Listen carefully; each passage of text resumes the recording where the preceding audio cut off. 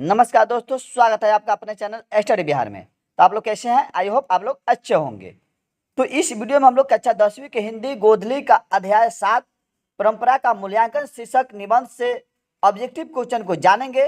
इस वीडियो में आपको ऑल का ऑल ऑब्जेक्टिव क्वेश्चन बताया जाएगा जो मैट्रिक बिहार बोर्ड की परीक्षा 2025 के लिए महत्वपूर्ण होगा। इसलिए वीडियो को बिना स्किप किए अंत तक देखिएगा ताकि आप इस वीडियो को देख ऑब्जेक्टिव अपने मुट्ठी में कर सके और मैट्रिक बिहार बोर्ड में आप 72 अंक लाकर अपने माता पिता का नाम रोशन कर सके। तो चलिए क्वेश्चन को देखते हैं। आपसे क्वेश्चन क्या पूछा जा सकता है कि परंपरा का मूल्यांकन शीर्षक है।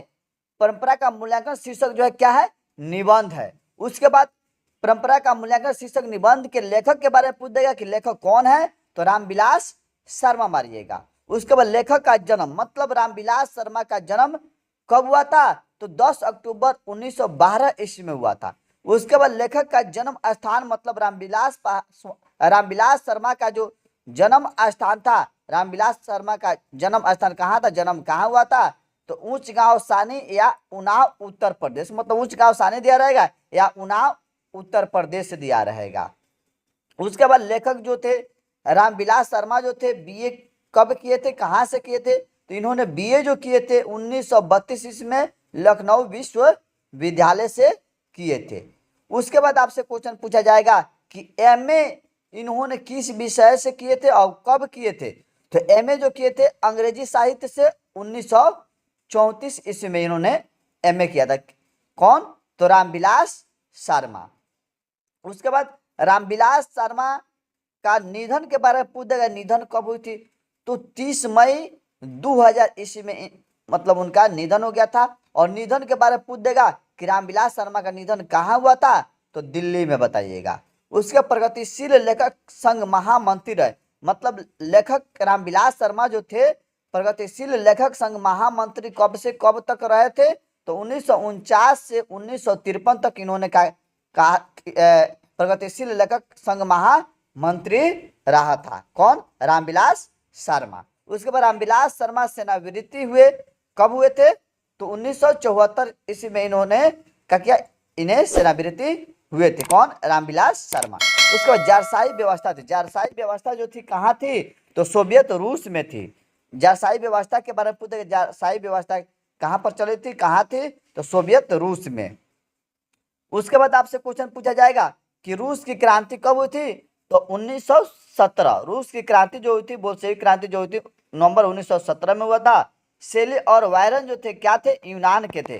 शेली और वायरन जो थे कहाँ के थे? तो यूनान के थे। उसके बाद अंग्रेजी भाषा के कवि थे। वायरन जो थे क्या किस भाषा के कवि थे? तो अंग्रेजी भाषा के। आपसे ऐसे भी क्वेश्चन बदल के पूछ सकता है कि वायरन किस भाषा के कवि थे? तो क्या बोलिएगा?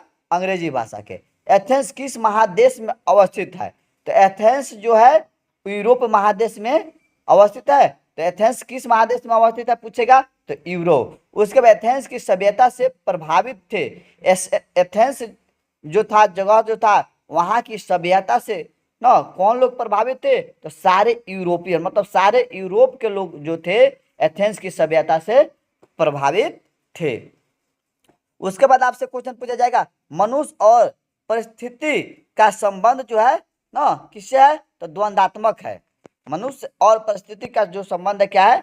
द्वंद्वात्मक है। उसका मनुष्य के संपूर्ण जीवन से संबंध है। मनुष्य के संपूर्ण जीवन से संबंध किसका है? तो साहित्य का है। उसके बाद आलोचना के महत्वपूर्ण हस्ताक्षर कवि कौन थे? तो आलोचना के महत्वपूर्ण हस्ताक्षर कवि के बारे में पूछ देगा तो रामविलास शर्मा बताइएगा।